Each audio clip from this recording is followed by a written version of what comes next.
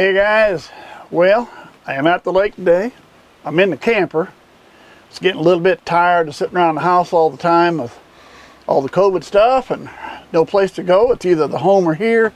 I decided to head to the lake, go to the camper. But the way the wind's blowing, we're not getting out on the boat today. So I thought we're going to talk about something that I really love doing, and we're getting really close to doing that, and that is topwater fishing. I love topwater fishing. The action you get from that, the adrenaline rush when that bass comes out of the water to grab something. I mean, there's just nothing like it. So I love topwater fishing. So today we're going to sit down. I want to show you my favorite topwater lures. Now, we're not going over every topwater lure there is. There's a lot I don't have experience with or haven't used, but I'm going to show you the ones I like using. We're going to start out with a buzzbait. Going to start with buzzbaits. I got a couple here. That's probably the topwater lure I started with many years ago. One of the first ones I did was actually a buzzbait. Designed basically to make as much commotion on top of the water as you can. This one, I've got a soft plastic trailer on it. You probably put a soft plastic on this. Like a spinnerbait, if they're running a little short some days, you might put a trailer hook. Might help you out a little bit if they're running a little bit short or hitting light. Now I've got two of them here. This one's a purchased. This one I made. But here's the difference. If you can see, I got the single blade on this. This has got two blades. It's got a metal blade here and a plastic blade in here. And the way those blades are designed, they're designed so one of them spins one way while the other spins the other way. Gives you a lot more commotion on top of the water. Before going farther, I will tell you, I bought the kit to make these from Lure Parts online. I'll leave a link down in the description how to get to their website. That's where I found all the parts. You can go there. It's real easy. They tell you if you're getting this, you need this, you need this. It's all right there. But I found two blades, one spinning one way and the other spinning the other. Tends to keep this up easier than the other style that's just got the one blade. So I really kind of like the one I made just because it rides up a little bit better than this one does. Now for staying with the loud and with the commotion, it's got to be a Whopper Popper. I love the Whopper Popper. Works basically on the same basis as this. We're going to put it on the surface. We're going to make a lot of commotion when that tail's going around. So the Whopper Popper for me is real popular. I like using it. It'll come in various sizes. Here's the one I usually use. I don't know the technical size, but here's the smaller version. Here's the big version. This is the one I'm using. And you can kind of start to see a pattern here. Those dark colors, those blue-black colors all the time. When I'm doing top water, I like dark colors. I like black colors. And the reason is, as a fish looks up, I think a dark black color gives more of a silhouette that's easier for the fish to see than the lighter colors like this. My personal opinion, don't know if it means anything, but I prefer to go with dark colors. Now, while we're here, this is the type of lure, whether we're talking this one or this one, we're talking something on the surface that's causing a lot of commotion. And that can be a lot different than some of the other topwater lures. A lot of times when people are thinking topwater, they're thinking, you know, that first hour in the morning when the sun goes up, or that last hour in the evening, and it's just slick calm out there and not a ripple on the water, and that's a really neat time to go do topwater. But there are other times to do that, and the middle of the day can be one of them. Here's where these two lures really work out. Even in the middle of the day, you got the sunshine, but if you got a day that's a little windy, not as windy as that, but a little windy, and let's say you've got some areas of some lily pads or some other vegetation near the shore you can work, you can run these right past that vegetation, and that chop on the water helps break up the sun. These work really well when you do have some chop on the water, because of the commotion they're going to make, they're still seen even on those, you know, sort of windy days. So these are two that you can really use a lot when there's some chop on the water. Maybe it's a little windier. Work them next to some vegetation. One thing to make a difference on them, with the Whopper Popper, we got the double treble hooks. we're going to hook up on some vegetation. If we get into the vegetation, you're going to get hooked up a lot. You got the single hook here, you're not going to get hooked up quite as bad. So depending on the vegetation you're working on, the buzzbait may be better because of the single hook, whereas the Whopper Popper has the treble hooks. But the Whopper Popper to me has an advantage in that it floats. Where that buzzbait, if you stop it, it's sinking and it's getting down in the junk.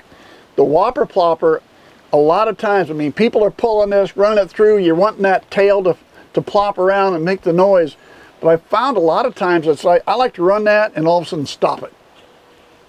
Stop it dead. Sometimes that'll get you the hit. But more importantly, stop it, sit just a second and take off again, and that can get you a hit. You can do that a lot easier with a Whopper Popper than you can with a buzzbait, because the Whopper Popper is going to float on top of the surface. All right, that's the lures that are going to make your biggest commotions. Those are the two I use in there. Some others, just a straight popper. This is a blank that I buy and I paint. I like this. It's got the open mouth. It's got the slit on the gills, so it allows some water to push through the mouth, make a little bit more disturbance when you're popping it. Now the popper comes in all kinds of variations. There's all kinds of different poppers out there. So it's really going to come down to which one do you like, which one are you comfortable with. You know, buy 2 or 3, try them till you find one you really like or one that works more often. But the popper can be a really good route to go. I probably do not use this nearly as much as I do the others I'm going to show you. This is probably the last one I go to. Maybe a mistake, but that's the way I do it. Now I got one I want to show you. I bought these to paint them. It's got a lip, got a bill, and it's got a propeller on the back. And I bought a bunch of these blanks so I could paint them. It's not this particular one. I got another one that's in the boat. I tried it the other day just to see it work, and I don't know, I wasn't that impressed. So maybe these work well. I don't know. I'm sure they probably sell something like it that you can buy. I bought them. I thought they looked neat. I wanted to paint them. So far, I haven't been too impressed. That may change. We'll see. We'll try them some more. I don't give up too fast on something. But up to this point, that one didn't impress me too much. Now, one I just started with in the last 2 years that I really love now is a Wakebait. I love the Wakebait. We got the bill straight down. I love this. Just bring it back nice and slow. Get that wobble. It gets that nice little wobble back and forth through. I caught quite a few fish on Wakebait, and I wish I would have started using these a long time ago. Again, this is a situation where I saw them in a catalog. I thought, hey, I want to paint some of those. So I bought some to paint. And once I started using them, I use the Wakebait a lot. I catch a lot of fish with the Wakebait. Nice and easy. Take it really slow. Get that wobble. You can speed it up a little. Either way, you're going to keep it up on the surface. You can do a really good job. But now we come to my favorite. If I'm doing top water, I love a frog. And the only reason this is not a black frog is because it's in my boat, tied on, so I got it ready if I'm going to use it. Because, like I said, I like dark colors. But I didn't want to have to dig that all the way out of the boat, so I figured, hey, a frog's a frog if I'm going to show you one. Now, 2 kinds of frogs. I got popping frogs with the flat face, and then your standard frogs. I really don't use the popping frog that much. That's not a big user for me. Maybe it's because I don't use the popper that much. I don't know. I like the standard regular frog. If you'll notice, this one hasn't been used as much yet because it's got a long tail on it. A lot of times we like to give that a haircut, cut a little of that tail off. My feeling is it doesn't need that long of a tail. Hey, if you like a long tail, leave it on there, but I'm usually going to cut maybe an inch, inch and a half off that tail. Now, I work frogs maybe a little differently than some other people do. A lot of people, if we're working around cover, we're working vegetation, we're working lily pads, cattails, wherever we're working, we're tossing that frog out. A lot of guys toss that out and we're going to leave that sit. And some guys, we're going to leave it sit till the rings slowly dissipate, and then we're going to pop it just once and move it, and then we're going to leave it sit. We're going to pop it once and we're going to move it, and we're going to leave it sit. I don't do that. And maybe it's because I'm impatient. I don't know. I'm not a very patient person. But I've walked along the bank enough over the years and watched a frog jump in the water. And to me, rarely does a frog jump in the water and just plop, and that's it. A lot of times they hit that water and they go about 5-6 times, and then they stop. So that's the way I fish a frog. It hits the water, and sometimes it hits and I'm moving it right away. Now sometimes I'll let it sit a second or two, but a lot of times that frog hits the water, and as soon as it hits, I'm going to go pop, pop, pop, pop, about 4 more little pops, and then I'm going to stop it. Now I'm going to let it sit for a little bit, but the next thing when I go again, it's going to be pop, pop, pop, pop, 4 or 5 little pops before I stop it again. So maybe I do the frog a little bit differently than some people do. It's worked. I like doing it that way. Whether it's the right way or not, I don't know, but it is my way. One thing on a frog, if you haven't fished a frog very much, you're fishing a popper, they're going to grab this and they nailed it, you got it. You're fishing this, they nailed it, you got it.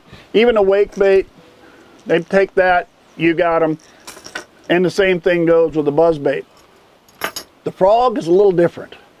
The frog, they usually are coming up behind that frog and grabbing him like this. The frog, you have to fish a little differently in the fact you need to wait about a second before you set the hook on a frog. And the reason is the frog is sitting here and the bass is coming up behind it and going like this. He's coming down, which is right at you, and if you set the hook now, it just pulls it right out of the bass's mouth. But if that bass will come take that frog and you'll give him a half a second to turn sideways, now when you set the hook, you set it into the side of his mouth. So how do you wait? Because the adrenaline rush is there, and as soon as he moves, you want to hit it. I like to fish a frog with my tip of my rod at the water. When I'm popping that frog and giving that pop, pop, pop, pop a little bit, I'm keeping my rod tip as close to the water as I can. And the reason is, when it moves and when I need to set that hook, I need to set that hook up this way. So by the time I get my rod tip from the water, up level and all the way up, I've automatically given myself that half a second delay to give that bass a chance to turn. So that's my way of doing it. There's other ways to do it, I'm sure, but in my case, we're going to keep that rod tip right on the water. That'll give me that little bit of delay before I set the hook on the frog. You know, like I said, there are lots and lots of topwater lures. There's spooks, there's all kinds of other stuff I haven't covered here. I covered the ones that I like, the ones that I use, because I figure it's the ones I know how I'm working with them. But if you're not a big topwater fisherman, if you haven't done that yet, give it a shot, go out and try it, because I'll tell you, to me, there is nothing better than going out and fishing topwater. Hey, thanks for sticking with me. Subscribe to the channel if you would. Hope to see you again real soon.